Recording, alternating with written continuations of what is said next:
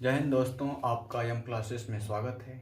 आज हम लोग संख्या पद्धति के पिछले लेक्चर में यह प्रश्न बच गया था, इस प्रश्न को हल करेंगे। इसमें हमें कुल शेष ज्ञात करना है और जो हमारा भाजक है उसमें संख्या ज्ञात करना है कि भाजक का संख्या कितना है। तो चलिए प्रश्न को देखते हैं। किसी संख्या में उत्तरोत्तर 5, 7 व 11 से भाग देने पर शेषफल हमारा क्रमशः 2, 4 व 6 प्राप्त होता है। यानी किसी भी संख्या में हम उत्तरोत्तर 5, 7 और 11 से भाग देते हैं तो हमारा शेषफल 2, 4, 6 प्राप्त होता है। तो हमें कुल शेष ज्ञात करने के लिए कुल शेष बताइए। तो कुल शेष ज्ञात करने के लिए पहले ऐसे बना लीजिए, भाजक 5, 7 और 11 और शेष 2, 4, 6। अब कुल शेष ज्ञात करना है।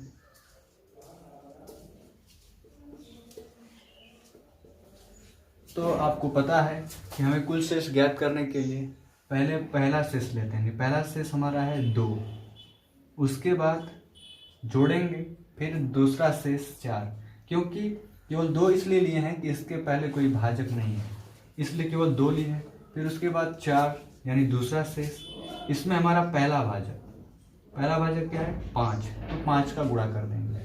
फिर प्लस तीसरा शेष 6 गुणा पहला भाजक गुणा दूसरा भाजक, इसलिए इसमें 5 गुणे 7 करेंगे।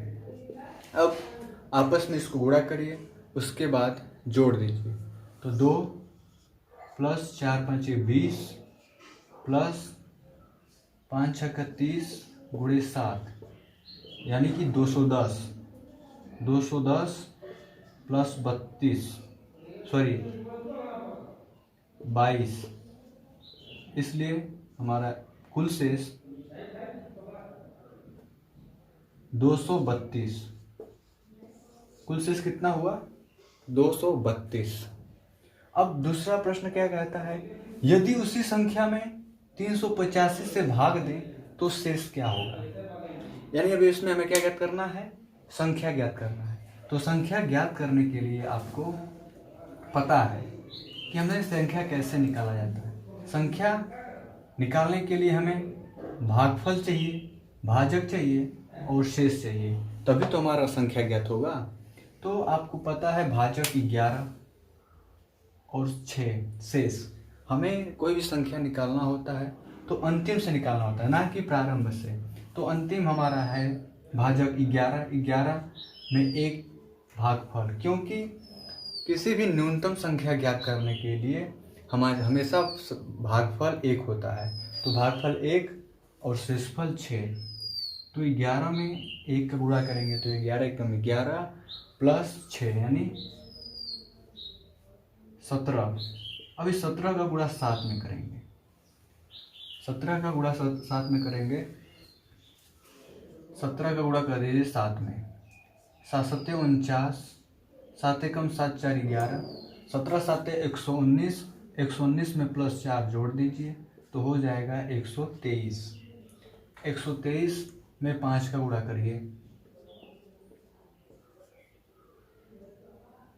5 का, तो 5 3 15, हाथ में लगा 1, 5 दूना के 10, 1 11, 5 एकम 5 1 6, 615 में 2 जोड़ दीजिए तो हो जाएगा 617। तो हमारा संख्या प्राप्त हो गया 617। संख्या 617। दूसरे प्रश्न का आंसर आ गया। यदि उसी संख्या में 385 से भाग दे तो शेष क्या होगा? यानी संख्या प्राप्त हो गया 617। अब इस संख्या में 385 से भाग देना है तो हमें प्राप्त करना है शेष। तो हमारा लंबी विधि के द्वारा भाग देंगे। तो 600 हो गया हमारा, 617 हमारा संख्या हो गया। अब लिखना है भाजक, यानी 385। 385 क्या है? जो हमारा भाजक है भाजक 5, 7 और 11, यही हमारा भाजक है। इसको हम गुणा करेंगे तो 5 गुणे 11 7 77। अब 77 में 5 का गुणा करिए, 5 7 35, 5 7 35, 3 हो गया 38। देखिए 385 आ गया। अब 617 में 385 से भाग करिए। आप भाग दे सकते हैं तो हमारा भाग जाएगा एक बार, तो 385, 5 में से 7 में से 5 गया 2, 11 में से 8 गया 3 और 5 में से 3 गया 2। देखिए शेष हमारा आ गया 232। ठीक। अब तीसरा प्रश्न क्या कहता है, यदि भाजक के क्रम को उल्टा कर दें। जो हम भाजक दे रहे हैं 5 7 11 से भाग न दे करके भाजक 11 7 5, संख्या हमारा है 617। अब 617 में हम पहले 11 से भाग करें, 617 में पहले हम 11 से भाग करेंगे, तो 617 में भाग करिए 11 का, 11 5 55 हो गया, 6 7 67 हो गया, फिर 11 छक्का 66, 1 शेष कितना हुआ, शेष हुआ हमारा 1 और भाग कितना बढ़ गया 56 बार। अब इस 56 में हम 7 से भाग करेंगे तो 7 8 56, शेष कितना हुआ 0, फिर 5 का भाग करेंगे तो 5 एकम 5, 5 एकम 5, तो हमारा शेष कितना हुआ 3। अब हमें क्या निकालना है, कुल शेष।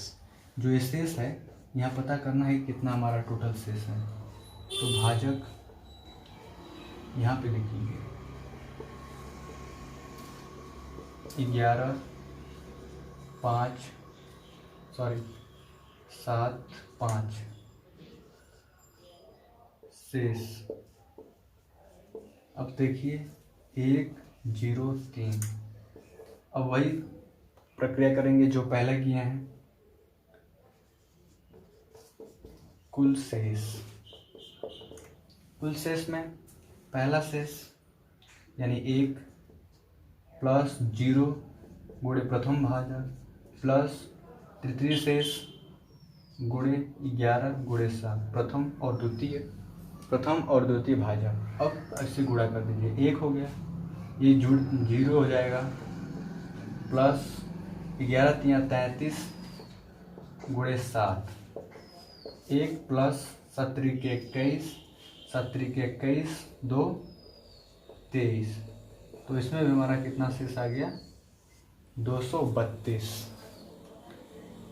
अब आपको ये प्रश्न समझ में आ चुका होगा, ये प्रश्न आपको समझ में आ गया होगा कि हमारा इसमें भी शेष 232 होगा। इसके क्रम को उल्टा कर देंगे तो चलिए अगले प्रश्न की बात करते हैं। -20²। अब इस प्रश्न को हल करना है, इस प्रश्न को हल करना है तो हम इस प्रश्न को कैसे हल करेंगे, जैसे 1 का वर्ग -2 का वर्ग प्लस 3 का वर्ग -4 का वर्ग।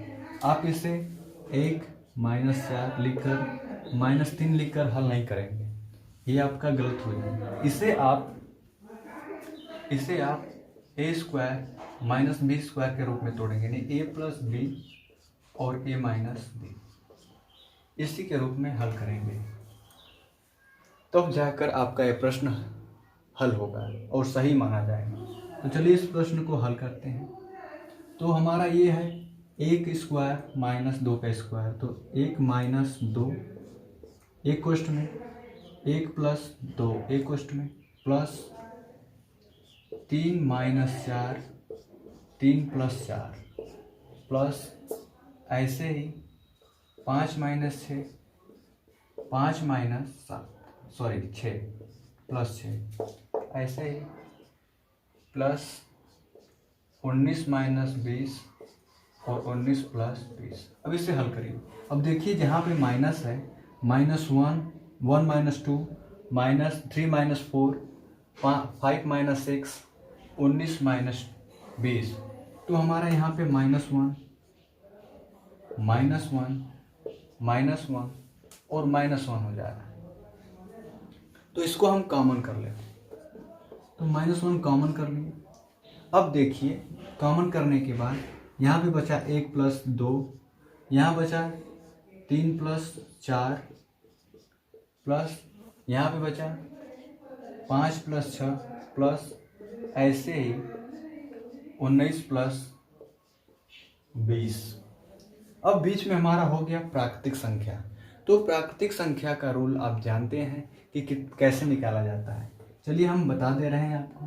पहले -1 लिखिए, और प्राकृतिक संख्या का रूल होता है यानी प्रथम संख्या, प्रथम पद यानी 1 प्लस अंतिम पद यानी 20, ये हो गया बटे 2 लिखेंगे, इसके बटे 2, और जितने भी संख्या होंगे उन संख्याओं का क्रम लिख देंगे 20। तो पहले -1 रहने दीजिए, कॉमन कर लीजिए। 20 × 1 = 21 गुणे 20 बटे 2, तो 2 से कट गया 10, 2 से 20 कट गया 10 बार में, तो हमारा हो गया आंसर 21 × 10 बराबर -210। इस प्रश्न को हल करने का एक ट्रिक है कि जब भी इसको हल करेंगे इसका आंसर माइनस में आएगा, इसका हमारा आंसर माइनस में आएगा, और आप इसे ऑप्शन में माइनस के द्वारा हल कर सकते हैं। देखेंगे ऑप्शन में अगर माइनस दिया रहा है और 3 संख्याएं पॉजिटिव हों तो आप लगा सकते हैं कि वही हमारा एग्जैक्टली ऑप्शन सही है। तो इस सूत्र को हम लिखते हैं